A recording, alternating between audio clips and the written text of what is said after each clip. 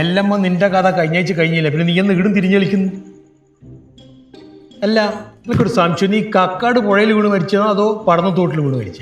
ഞാൻ ആ അമ്മുപ്പറമ്പിലെ റോഡിലെ കുണ്ടിൽ വീണ ചത്ത. അല്ല, ഈ കോർപ്പറേഷൻ പരിധിയിൽ മൊത്തം കുണ്ടും കുഴിയാണല്ലോ, അതുകൊണ്ട് പെട്ടെന്ന് എനിക്കൊരു സംശയമായി പോയതാ. അല്ല, നീ മരിച്ചിട്ട് 1.5 ആഴ്ച കഴിഞ്ഞില്ലേ, നീ നരകത്തിലേക്ക് വരുന്നില്ലേ?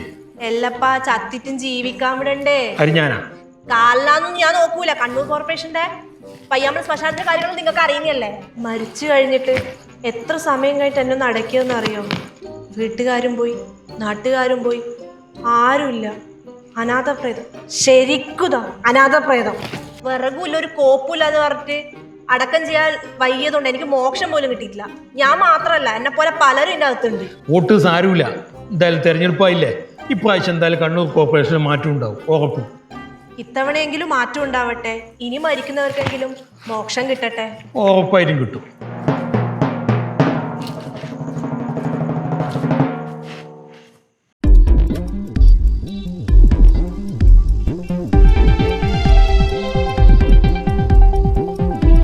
നമസ്കാരം. ആസാദി വാർത്തയുടെ നൈറ്റ് എഡിഷനിലേക്ക് സ്വാഗതം. നോക്കാം ഇന്നത്തെ പ്രധാനപ്പെട്ട വിശേഷങ്ങൾ.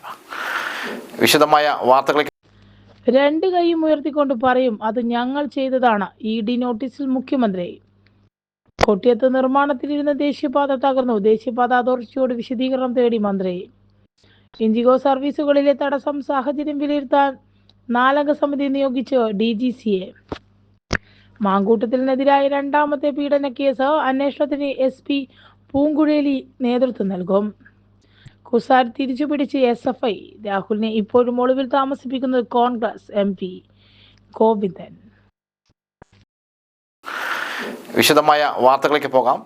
കൊല്ലം കൊട്ടിയത്ത് നിർമ്മാണത്തിലിരുന്ന ദേശീയപാത ഇടിഞ്ഞു താഴ്ന്നുണ്ടായ അപകടത്തിൽ വൻ ഗതാഗതക്കുരുക്ക്. കൊട്ടിയം മൈലക്കാട് സമീപമാണ് സംഭവം. ഒരു സ്കൂൾ ബസ്സും 3 കാറുകളും റോഡ് തകർന്ന ഭാഗത്ത് കുടുങ്ങി. സംരക്ഷണ ഭിത്തി സർവീസ് റോഡിലേക്കാണ് ഇടിഞ്ഞു വീണത്. വാഹനങ്ങൾ പുറത്തെത്തിക്കാൻ ഉൾപ്പെടെയുള്ള ശ്രമം നേരത്തെ തന്നെ ആരംഭിച്ചു കഴിഞ്ഞിരുന്നു. അപകടത്തിൽ പൊതുമരാമത്ത് മന്ത്രി മുഹമ്മദ് റിയാസ് ദേശീയപാത അതോറിറ്റിയോട് വിശദീകരണം തേടി. കിഫ്ബിക്കെതിരെയുള്ള എൻഫോഴ്സ്മെൻറ്റ് ഡയറക്ടറേറ്റിൻ്റെ ED നോട്ടീസ് പരിഹാസ്യമാണെന്ന് മുഖ്യമന്ത്രി പിണറായി വിജയൻ പറഞ്ഞു. തെരഞ്ഞെടുപ്പ് മുന്നിൽ കണ്ടുള്ള നീക്കമാണ് നോട്ടീസ്. പശ്ചാത്തല സൗകര്യ വികസനത്തിനായാണ് കിഫ്ബിയെ കൊണ്ടുവന്നത്. തെരഞ്ഞെടുപ്പ് ആകുമ്പോൾ ഇങ്ങനെ പലതും വരുമെന്നും ചട്ടങ്ങൾ ലംഘിച്ചിട്ടില്ല എന്ന് നിയമവ്യവസ്ഥയുടെ മുന്നിൽ നിലപാട് സ്വീകരിക്കുമെന്നും മുഖ്യമന്ത്രി പറഞ്ഞു. എറണാകുളം പ്രസ് ക്ലബിൻ്റെ മീറ്റ് ദ പ്രസ് പരിപാടിയിൽ പങ്കെടുത്ത് സംസാരിക്കുകയായിരുന്നു അദ്ദേഹം. 5 വർഷം കൊണ്ട് 50,000 കോടി രൂപയുടെ പശ്ചാത്തല സൗകര്യ വികസനം നടപ്പാക്കുമെന്ന് 2016 തന്നെ സർക്കാർ പ്രഖ്യാപിച്ചതാണ്. ബദൽ സാമ്പത്തിക സ്രോതസ്സായി കിഫ്ബി ഫലപ്രദമായി പ്രവർത്തിച്ചു. 62,000 കോടി രൂപയുടെ പദ്ധതികളാണ് ആ ഘട്ടത്തിൽ കിഫ്ബി ഏറ്റെടുത്തത്. ഇപ്പോൾ കിഫ്ബി വഴിയുള്ള പദ്ധതികൾ 90,000 കോടി രൂപ കടന്നു. 2 കൈയും ഉയർത്തിക്കൊണ്ട് പറയും, അത് ഞങ്ങൾ ചെയ്തതാണ്. കിഫ്ബി നിർവഹിച്ച കാര്യങ്ങളെല്ലാം റിസർവ് ബാങ്ക് ഓഫ് ഇന്ത്യ അംഗീകരിച്ച മാനദണ്ഡങ്ങൾ പ്രകാരമാണ്. RBIയുടെ മാനദണ്ഡങ്ങളിൽ നിന്ന് അണുകിട വ്യതിചലിച്ചിട്ടില്ലെന്ന് മുഖ്യമന്ത്രി പറഞ്ഞു. ഇൻ്റർനെറ്റ് കേബിൾ കടന്നുപോകുന്ന സ്ഥലങ്ങൾ കുഴിക്കുന്നത് നിരോധിച്ചു. തദ്ദേശ സ്വയംഭരണ പൊതു തെരഞ്ഞെടുപ്പ് വോട്ടെണ്ണൽ പൂർത്തിയാകുന്ന ഡിസംബർ 13 വരെ ജില്ലയിലെ ഇൻ്റർനെറ്റ് കേബിൾ കടന്നുപോകുന്ന സ്ഥലങ്ങൾ കുഴിക്കുന്നതും മറ്റ് നിർമ്മാണ പ്രവർത്തനങ്ങൾ നടത്തുന്നതും നിർത്തിവെക്കേണ്ടതാണെന്നും ജില്ലയിലെ എല്ലാ നിർമ്മാണ ഉദ്യോഗസ്ഥന്മാരും ഇക്കാര്യം ഉറപ്പുവരുത്തേണ്ടതാണെന്നും ജില്ലാ തെരഞ്ഞെടുപ്പ് ഓഫീസറായ ജില്ലാ കളക്ടർ നിർദ്ദേശിച്ചു. തദ്ദേശ സ്വയംഭരണ തെരഞ്ഞെടുപ്പ് ബന്ധപ്പെട്ട് ജില്ലയിലെ എല്ലാ പോളിംഗ് ബൂത്തുകളിലും വിതരണ സ്വീകരണ കേന്ദ്രങ്ങളിലും വോട്ടെണ്ണൽ കേന്ദ്രങ്ങളിലും ഇടതടവില്ലാതെ ഇൻ്റർനെറ്റ് സേവനം ഉറപ്പാക്കേണ്ടത് അത്യാവശ്യമാണ്. BSNL ഒപ്റ്റിക്കൽ ഫൈബർ കേബിളുകളും കോപ്പർ കേബിളുകളും ദേശീയ പാതയോരത്തും ജില്ലയിലെ മറ്റ് റോഡുകളുടെയും വശങ്ങളിലൂടെയാണ് കടന്നു പോകുന്നത്. ഇൻ്റർനെറ്റ് കേബിൾ കടന്നു പോകുന്ന സ്ഥലങ്ങൾ കുഴിക്കുന്നതും മറ്റ് നിർമ്മാണ പ്രവർത്തനങ്ങൾ നടത്തുന്നതും കേബിളുകൾക്ക് നാശമുണ്ടാക്കുന്നതിനാലാണ്. അത് ഇൻ്റർനെറ്റ് സംവിധാനം തകരാറിലാക്കുന്നത് കാരണമാവുകയും ചെയ്യും എന്നത് ആണ് ജില്ലാ കളക്ടറുടെ നിർദ്ദേശം. കോൺഗ്രസ് MLA രാഹുൽ മാങ്കൂട്ടത്തിനെതിരായ 2ാമത്തെ ബലാത്സംഗ കേസ് വനിതാ IPS ഉദ്യോഗസ്ഥയുടെ നേതൃത്വത്തിൽ പ്രത്യേക സംഘം അന്വേഷിക്കും. മുതിർന്ന ഉദ്യോഗസ്ഥയായ ACP G പൂങ്കുഴലിന്റെ നേതൃത്വത്തിലായിരിക്കും അന്വേഷണം. പെൺകുട്ടിയുടെ മൊഴി അന്വേഷക സംഘം ഉടൻ രേഖപ്പെടുത്തും. കഴിഞ്ഞ ദിവസം പരാതിക്കാരിയെ പോലീസ് തിരിച്ചറിയുകയും നോട്ടീസ് അയക്കുകയും ചെയ്തിരുന്നു. കേസുമായി മുന്നോട്ട് പോകാൻ തയ്യാറാണെന്ന് പെൺകുട്ടി അന്വേഷക സംഘത്തെ അറിയിച്ചിട്ടുണ്ട്. ബാംഗ്ലൂരിൽ താമസിക്കുന്ന പത്തനംതിട്ട സ്വദേശിയായ 23-കാരിയാണ് പരാതിക്കാരി. 2023 സമൂഹ മാധ്യമത്തിലൂടെയാണ് രാഹുലുമായി പരിചയപ്പെട്ടതെന്നും തുടർന്ന് രാഹുൽ വിവാഹ വാഗ്ദാനം നൽകി പീഡിപ്പിച്ചെന്നുമാണ് യുവതിയുടെ പരാതി. 2023 ഡിസംബറിൽ സുഹൃത്തിന്റെ ഹോം സ്റ്റേയിലെത്തിച്ചാണ് പീഡിപ്പിച്ചത്. രാഹുലിന് സ്ഥിരം ജോലി ഇല്ലാത്തത് കാരണം വിവാഹ വാഗ്ദാനത്തോട് കുടുംബത്തിന് ആദ്യം താല്പര്യമുണ്ടായിരുന്നില്ല. രാഹുൽ യൂത്ത് കോൺഗ്രസ് സംസ്ഥാന പ്രസിഡന്റായതോടെ കുടുംബം സമ്മതിച്ചു. വീട്ടിലെത്തി വിവാഹകാര്യം കുടുംബവുമായി സംസാരിക്കാമെന്ന് രാഹുൽ ഉറപ്പു നൽകി. ഇതിനു മുമ്പ് തനിച്ച് കാണണമെന്ന് പറഞ്ഞ് രാഹുൽ വിളിച്ചു വരുത്തി. രാഹുലിന്റെ സുഹൃത്ത് ഫെനി നൈന നഗരത്തിൽ നിന്നും ദൂരെയുള്ള സ്ഥലത്തേക്ക് കൊണ്ടുപോയി. അനുവാദം കൂടാതെ ക്രൂരമായി ബലാത്സംഗം ചെയ്തെന്നാണ് പരാതി. ബലാത്സംഗം ഉൾപ്പെടെയുള്ള വകുപ്പുകൾ ചുമത്തി ക്രൈംബ്രാഞ്ചാണ് മാങ്കൂട്ടത്തിനെതിരെ കേസ് രജിസ്റ്റർ ചെയ്തത്. ലൈംഗിക പീഡന കേസിൽ പ്രതിയായ രാഹുൽ മാങ്കൂട്ടത്തിനെ ഇപ്പോഴും ഒളിവിൽ താമസിപ്പിക്കുന്നത് കോൺഗ്രസ് ആണെന്ന് CPM സംസ്ഥാന സെക്രട്ടറി MV ഗോവിന്ദൻ.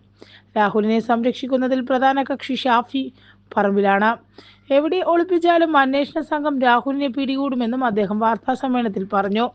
രാഹുലിനെതിരെ നിരവധി പരാതികൾ കോൺഗ്രസിന് ലഭിച്ചത്. ഈ കെട്ടിക്കിടന്ന പരാതികളിൽ നടപടിയെടുക്കാതിരുന്നവരാണ് കോൺഗ്രസ്. തെളിവുകൾ മുഴുവൻ പുറത്തു വന്നതിനു ശേഷമാണ് മുഖം രക്ഷിക്കാനായി പാർട്ടി നടപടി സ്വീകരിച്ചത്. ഗത്യന്തരമില്ലാതെയാണ് നടപടി. രാഹുൽ മാങ്കൂട്ടത്തിൽ കോൺഗ്രസിന്റെ ഐശ്വര്യമാണ്. അതാണോ അടുത്ത മുഖ്യമന്ത്രിയാണെന്ന് ചെറിയാൻ ഫിലിപ്പ് പറഞ്ഞത്. ഷാഫി പറമ്പിലും രാഹുലും ഒരേ നുഖത്തിൽ കെട്ടേണ്ട ആളാണെന്നും അദ്ദേഹം പറഞ്ഞു. മനസാക്ഷിയുള്ള ആരെയും ഞെട്ടിപ്പിക്കുന്ന വൈകൃതങ്ങളാണ് കോൺഗ്രസ് MLA രാഹുൽ മാങ്കൂട്ടത്തിലിന്റെ ഭാഗത്തു നിന്നുമുണ്ടായതെന്ന് മുഖ്യമന്ത്രി പിണറായി വിജയൻ പറഞ്ഞു. ലൈംഗിക വൈകൃതക്കാരന്റെ നടപടികളാണ് ഉണ്ടായത്. പൊതുരംഗത്ത് നിന്നും മാറ്റി നിർത്തപ്പെടേണ്ട ആളാണ് മാങ്കൂട്ടത്തിൽ. അത്രയും വിപക്ഷമായ കാര്യങ്ങളാണ് പുറത്തു വന്നതെന്നും മുഖ്യമന്ത്രി പറഞ്ഞു. തോടിനെ അറിയാം തോട് നടത്തം സംഘടിപ്പിച്ചു. ഹരിത കേരള മിഷന്റെ നേതൃത്വത്തിൽ വിവിധ സ്ഥാപനങ്ങളുടെയും സംഘടനകളുടെയും സഹകരണത്തോടെ സംസ്ഥാന വ്യാപകമായി നടക്കുന്ന ജലമാണ് ജീവൻ ജനകീയ ക്യാമ്പയിന്റെ ഭാഗമായി കൂടാളി പഞ്ചായത്ത് അതിർത്തിയിലെ കാനിരോഡ് തോടിൽ കൂടാളി ഹയർ സെക്കൻഡറി സ്കൂളിലെ NSS വളണ്ടിയർമാരുടെ നേതൃത്വത്തിൽ തോട് നടത്തം സംഘടിപ്പിച്ചു. മലിനീകരിക്കപ്പെടുന്ന ജലാശയങ്ങളിലെ മാലിന്യമുക്തമാക്കുന്നതിന് ജനങ്ങളിൽ ബോധവൽക്കരണം നടത്തുന്നതിന്റെ ഭാഗമായിട്ടാണ് പരിപാടി നടത്തിയത്. ജലം അമൂല്യമാണെന്നും ജലാശയങ്ങൾ സംരക്ഷിക്കേണ്ടത് നാടിന്റെ ആവശ്യമാണെന്നും സമൂഹത്തിൽ അവബോധം സൃഷ്ടിക്കുക എന്ന ലക്ഷ്യത്തോടെയാണ് വിദ്യാർത്ഥികളുടെ ഇത്തരം പ്രവർത്തനങ്ങൾ നടത്തുന്നത്. തോട് നടത്തത്തിലൂടെ കുട്ടികൾ കണ്ടെത്തിയ വിവരങ്ങൾ അധികൃതരുടെ ശ്രദ്ധയിൽ കൊണ്ടുവരുന്നതിനും പരിഹാര മാർഗങ്ങൾ സ്വീകരിക്കുന്നതിനുമാണ് തോട് നടത്തം സംഘടിപ്പിക്കുന്നത്. ഹരിത കേരള മിഷൻ ജില്ലാ കോർഡിനേറ്റർ EK സോമശേഖരൻ പരിപാടി ഉദ്ഘാടനം ചെയ്തു. Koodali higher secondary school NSS programme officer Rashmi SR അധ്യക്ഷത വഹിച്ചു. ഹരിത Kerala mission Iritty block coordinator Jayaprakash പന്തക്ക പദ്ധതി വിശദീകരണം നടത്തി. അധ്യാപകരായ S Sarath Prabhat, Deepa P, panchayat health inspector സപ്രീന, Mahatma Gandhi ദേശീയ ഗ്രാമീണ തൊഴിലുറപ്പ് പദ്ധതി അക്രിഡറ്റ് എഞ്ചിനീയർ അശ്വന്ത്, ബൈജു PK എന്നിവർ പങ്കെടുത്തു. കഴിഞ്ഞ ദിവസങ്ങളിൽ ഇൻഡിഗോ വിമാന സർവീസ് തടസ്സം നേരിട്ട സാഹചര്യത്തിൽ വിലയിരുത്തുന്നതിനായി ഉന്നതതല സമിതിയെ നിയോഗിച്ച് DGCA 4-അംഗ സമിതി രൂപീകരിക്കാനാണ് DGCA ഉത്തരവിട്ടത്. പ്രതിവാര വിശ്രമ നിയമ കാര്യക്ഷമമായി നടപ്പിലാക്കാൻ ഇൻഡിഗോയ്ക്ക് കഴിയാത്തതാണ് സർവീസുകളെ ബാധിച്ചതെന്നാണ് DGCA ചൂണ്ടിക്കാട്ടുന്നത്. ഇൻഡിഗോ വേണ്ടത്ര തയ്യാറെടുപ്പുകൾ നടത്തിയില്ലെന്നാണ് നിഗമനം.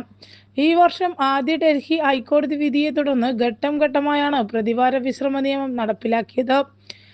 നിശ്ചിത കാലയളവിൽ ജീവനക്കാർക്ക് തൊഴിൽ ദിനങ്ങളും വിശ്രമവും ഉറപ്പാക്കുക എന്നതായിരുന്നു പുതിയ നിയമത്തിന്റെ ലക്ഷ്യം. ആവർത്തിച്ചുള്ള നിർദ്ദേശങ്ങൾ ഉണ്ടായിരുന്നിട്ടും ആവശ്യമുള്ള ജീവനക്കാരുടെ എണ്ണം മുൻകൂട്ടി കാണാത്തതിനാൽ സർവീസുകൾ സുഗമമായി നടത്താൻ ഇൻഡിഗോയ്ക്ക് കഴിഞ്ഞില്ല. ഇതോടെ പ്രധാന വിമാനത്താവളത്തിൽ നിന്നും ഉൾപ്പെടെ 2000-ലധികം ആഭ്യന്തര അന്താരാഷ്ട്ര സർവീസുകളാണ് ജീവനക്കാരുടെ ക്ഷാമം കൊണ്ട് റദ്ദാക്കിയത്. ഇതോടെയാണ് വിമാന സർവീസുകളിൽ ആന്തരിക മേൽനോട്ടം വേണമെന്ന് ആവശ്യമുയർന്നിരുന്നു. Joint director general Sanjay K. Brahmane, deputy director general Amit Gupta, മുതിർന്ന സുരക്ഷാ ഉദ്യോഗസ്ഥർ ക്യാപ്റ്റൻ കപിൽ മാക്ലിക്, ക്യാപ്റ്റൻ ലോകേഷ് രാംപേൽ എന്നിവരാണ് പുതുതായി രൂപീകരിച്ച കമ്മിറ്റിയിൽ ഉൾപ്പെടുന്നത്. വിമാന സർവീസുകളുടെ പ്രവർത്തനങ്ങൾക്ക് തടസ്സമാകുന്ന കാരണങ്ങൾ കണ്ടെത്തുക എന്നതാണ് പ്രധാന ലക്ഷ്യം. പ്രവർത്തന പരാജയങ്ങളുടെ ഉത്തരവാദിത്തം വിലയിരുത്തുക, എയർലൈനിന്റെ ലഘൂകരണ നടപടികൾ പരിശോധിക്കുക, സാധാരണ പ്രവർത്തനങ്ങൾ പുനഃസ്ഥാപിക്കാൻ മതിയായ നടപടികൾ സ്വീകരിക്കുന്നുണ്ടോ എന്ന് പരിശോധിക്കുക തുടങ്ങിയവയാണ് കമ്മിറ്റിയുടെ ദൗത്യങ്ങൾ. കമ്മിറ്റി 15 ദിവസത്തിനുള്ളിൽ DGCAക്ക് റിപ്പോർട്ട് സമർപ്പിക്കണം. കൊച്ചി ശാസ്ത്ര സാങ്കേതിക സർവകലാശാല തെരഞ്ഞെടുപ്പിൽ SFIക്ക് മുന്നേറ്റം. ആദ്യഘട്ട തെരഞ്ഞെടുപ്പിൽ 190 സീറ്റുകളിൽ 104 സീറ്റുകളും നേടിയാണ് SFIയുടെ വിജയം. സർവകലാശാലയ്ക്ക് കീഴിൽ വിവിധ ഡിപ്പാർട്ട്മെന്റുകളിലായി നടന്ന യൂണിവേഴ്സിറ്റി യൂണിയൻ കൗൺസിലർ സീറ്റുകളിലേക്കുള്ള തെരഞ്ഞെടുപ്പാണ് വെള്ളിയാഴ്ച നടന്നത്. 104 സീറ്റുകൾ നേടിയതോടെ 19-ന് നടക്കുന്ന വിദ്യാർത്ഥി യൂണിയൻ തെരഞ്ഞെടുപ്പിൽ SFI വിജയം ഉറപ്പിച്ചു. ഇതോടെ കഴിഞ്ഞ വർഷം നഷ്ടമായ യൂണിയൻ SFIക്ക് തിരികെ പിടിക്കാം. KSU MSF ഫ്രറ്റേണിറ്റി കൂട്ടുകെട്ട് ഇക്കുറി 86 സീറ്റിലേക്ക് ഒതുങ്ങി. പോയ വർഷം UDSF മുന്നണി നേതൃത്വം നൽകിയ യൂണിയന്റെ വിദ്യാർത്ഥി വിരുദ്ധ നയങ്ങളും തിരിച്ചടിയായി. SFIയുടെ വിജയത്തിനായി പ്രയത്നിച്ച മുഴുവൻ പ്രവർത്തകരെയും അഭിവാദ്യം ചെയ്യുന്നതായി SFI ജില്ലാ കമ്മിറ്റി അറിയിച്ചു. ജില്ലാ പഞ്ചായത്ത് LDF മാനിഫെസ്റ്റോ പ്രകാശനം നാളെ. കണ്ണൂർ ജില്ലാ പഞ്ചായത്തിൻ്റെ LDF തെരഞ്ഞെടുപ്പ് മാനിഫെസ്റ്റോ നാളെ പ്രകാശനം ചെയ്യും. ഉച്ചയ്ക്ക് 12:30 CPM ജില്ലാ കമ്മിറ്റി ഓഫീസായ അഴീക്കോട് മന്ദിരത്തിൽ വെച്ച് MV Govindan master MLA manifesto പ്രകാശനം നിർവഹിക്കും. LDF ഘടകകക്ഷി നേതാക്കൾ ചടങ്ങിൽ പങ്കെടുക്കും. തദ്ദേശ തെരഞ്ഞെടുപ്പ് പോളിംഗ് സ്റ്റേഷനുകൾക്ക് അവധി പ്രഖ്യാപിച്ചു. തദ്ദേശ സ്വയംഭരണ തെരഞ്ഞെടുപ്പുമായി ബന്ധപ്പെട്ട് പോളിംഗ് സ്റ്റേഷനായി പ്രവർത്തിക്കുന്ന സ്ഥാപനങ്ങൾക്ക് ഡിസംബർ 10-11 തീയതികളിലും പോളിംഗ് സാമഗ്രികളുടെ സ്വീകരണ വിതരണ വോട്ടെണ്ണൽ കേന്ദ്രങ്ങൾ പ്രവർത്തിക്കുന്ന സ്ഥാപനങ്ങൾക്ക് ഡിസംബർ 10, 11, 13 തീയതികളിലും ജില്ലാ തെരഞ്ഞെടുപ്പ് ഓഫീസറായ ജില്ലാ കളക്ടർ അരുൺ കെ വിജയൻ അവധി പ്രഖ്യാപിച്ചു. പൊതുസ്ഥലങ്ങളിൽ സ്ഥാപിച്ച ബോർഡുകളും പോസ്റ്ററുകളും നീക്കണം. തദ്ദേശ സ്വയംഭരണ സ്ഥാപനങ്ങളിലേക്കുള്ള പൊതു തെരഞ്ഞെടുപ്പിൻ്റെ ഭാഗമായി രാഷ്ട്രീയ പാർട്ടികൾ പൊതുസ്ഥലങ്ങളിൽ സ്ഥാപിച്ച ബോർഡുകളും പോസ്റ്ററുകളും അതാത് രാഷ്ട്രീയ പാർട്ടികളും സംഘടനകളും അടിയന്തരമായി നീക്കം ചെയ്യേണ്ടതാണെന്ന് ജില്ലാ തെരഞ്ഞെടുപ്പ് ഓഫീസറായ ജില്ലാ കളക്ടർ അറിയിച്ചു. അല്ലാത്ത പക്ഷം അത് നീക്കം ചെയ്യാനുള്ള ചെലവ് അതത് സ്ഥാനാർത്ഥികളുടെ ചെലവിൽ ഉൾപ്പെടുത്തുന്നതാണെന്ന് അറിയിച്ചു. ഇതു സംബന്ധിച്ച് നിരവധി പരാതികൾ ലഭിക്കുന്നുണ്ട്. കൂടാതെ പൊതുസ്ഥലങ്ങളിൽ രാഷ്ട്രീയ പാർട്ടികളും സംഘടനകളും സ്ഥിരമായി സ്ഥാപിച്ച കൊടിമരങ്ങൾ, രാഷ്ട്രീയ പാർട്ടി ചിഹ്നങ്ങളുടെ പ്രതിരൂപങ്ങൾ എന്നിവ തെരഞ്ഞെടുപ്പ് പൂർത്തിയാകും വരെ മറച്ചുവെക്കുകയും തെരഞ്ഞെടുപ്പിൻ്റെ ഭാഗമായി പൊതുസ്ഥലങ്ങളിൽ പുതുതായി സ്ഥാപിച്ച ഉടൻ നീക്കുകയും ചെയ്യുകയും ചെയ്യേണ്ടതാണ്. റോഡിൽ ചിഹ്നങ്ങളും പേരും വോട്ടഭ്യർത്ഥനയും രേഖപ്പെടുത്തുന്നതുമായി ബന്ധപ്പെട്ട നിരവധി പരാതികൾ ലഭിച്ചു വരുന്നുണ്ട്. അതാത് രാഷ്ട്രീയ പാർട്ടികൾ അവയും അടിയന്തരമായി നീക്കം ചെയ്യേണ്ടതാണെന്നും തെരഞ്ഞെടുപ്പ് പെരുമാറ്റ ചട്ടത്തിൻ്റെ ഭാഗമായി ജില്ലാ തെരഞ്ഞെടുപ്പ് ഓഫീസർ അറിയിച്ചു. തദ്ദേശ തെരഞ്ഞെടുപ്പ് ശബ്ദ നിയന്ത്രണം പാലിക്കണം. തദ്ദേശ തെരഞ്ഞെടുപ്പിൻ്റെ ഭാഗമായുള്ള പരസ്യ പ്രചരണങ്ങളിൽ ശബ്ദ നിയന്ത്രണം കർശനമായി പാലിക്കണമെന്ന് ജില്ലാ തെരഞ്ഞെടുപ്പ് ഓഫീസറായ ജില്ലാ കളക്ടർ അരുൺ കെ വിജയൻ നിർദ്ദേശിച്ചു. പ്രചാരണ വാഹനങ്ങളിൽ അനുവദനീയമായ ശബ്ദത്തിന് മുകളിലുള്ള മൈക്ക് അനൗൺസ്മെൻറ്റുകൾ, ലൗഡ് സ്പീക്കറിലൂടെ പ്രചാരണ ഗാനങ്ങൾ എന്നിവ കേൾപ്പിക്കുന്നത് മാതൃകാ പെരുമാറ്റ ചട്ടത്തിൻ്റെയും ശബ്ദ മലിനീകരണ നിയന്ത്രണ നിയമങ്ങളുടെയും ലംഘനമാണ്. പൊതുനിരത്തുകളിലും ജംഗ്ഷനുകളിലും ഗതാഗതത്തിന് തടസ്സമുണ്ടാക്കുകയോ ശല്യപ്പെടുത്തുകയോ ചെയ്യുന്ന രീതിയിൽ ലൗഡ് സ്പീക്കർ ഉപയോഗിക്കാൻ പാടില്ല. അനുവദനീയമായ സമയ പരിധിക്ക് മുൻപോ ശേഷമോ ഉള്ള അനൗൺസ്മെൻറ്റുകൾ എന്നിവയും വിലക്കിയിട്ടുണ്ട്. ആശുപത്രി, വിദ്യാലയ പരിസരങ്ങൾ ഉൾപ്പെടെയുള്ള നിശബ്ദ സോണുകളായി പ്രഖ്യാപിച്ചിട്ടുള്ള മേഖലകളിൽ ശബ്ദപ്രചാരണം പൂർണ്ണമായും ഒഴിവാക്കണം. പടക്കം, വെടിക്കെട്ട് മുതലായ നിയമാനുസൃതമായി മാത്രമേ പ്രചാരണത്തിന് ഉപയോഗിക്കാൻ പാടുള്ളൂ. സ്ഥാനാർത്ഥികളുടെ